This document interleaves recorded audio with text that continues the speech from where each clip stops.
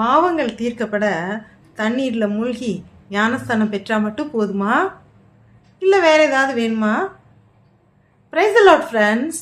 இன்றைய தினம் மத்தேயு சுவிசேஷத்தில் நீங்கள் எடுத்து வாசிக்க வேண்டிய பகுதி 3வது அதிகாரம் வசனங்கள் 5 முதல் 8 வரை.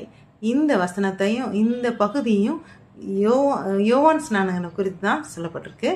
அவர் ஞானஸ்தானம் கொடுக்குறாருன்னு தெரிஞ்சு நிறைய மக்கள் அதை யூதேயா தேசத்தை சுற்றி இருக்க மக்கள் அனைவரும் அவர்கிட்ட ஞானஸ்தானம் பெற்று பாவ மன்னிப்பை பெற்று கொண்டிருக்கிறார்கள்.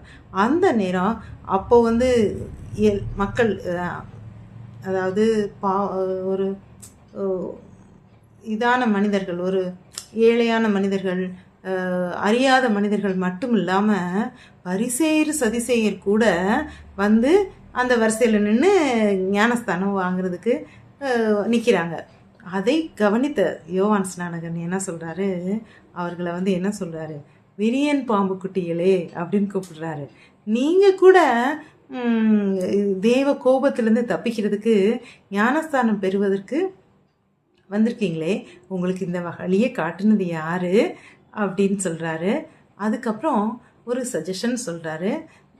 அவங்களுக்கு மட்டும் இல்லை, அனைவருக்கும், அங்கே ஞானஸ்தானம் பெற வந்த அனைவருக்கும் மனம் திரும்புங்கள், தேவனுக்கு ஏற்ற கனிகளை கொடுங்கள் அப்படின்னு சொல்கிறாரு.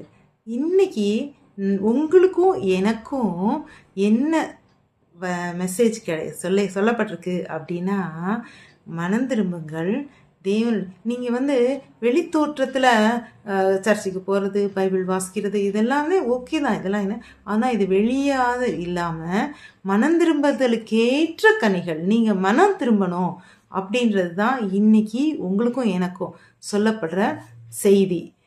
மனம் திரும்புங்கள், தேவனுடைய ராஜ்யம் சமீபத்திருக்கிறது. இது போன்ற செய்திகளை தினந்தோறும் தெரிந்து கொள்ள நம்மளோட சேனலை சப்ஸ்கிரைப் பண்ணிக்கோங்க. அல்லேலூயா.